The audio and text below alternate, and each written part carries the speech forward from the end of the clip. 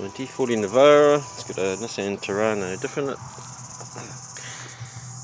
Anyway, I was told that my left-hand steel was leaking, so when I pulled it all apart there was too much play in it, up and down, in and out. So I pulled it apart. What they have this bearing in here, which obviously has a washer, a locking ring and a lock nut.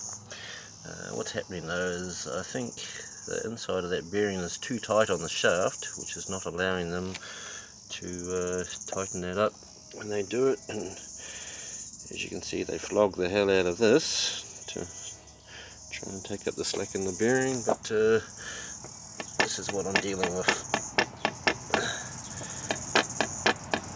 So I'll pull these bearings out and replace them, make sure they're a nice fit on the shaft, and put it all back together, and while I'm at it I'll do the other side. Thanks for watching.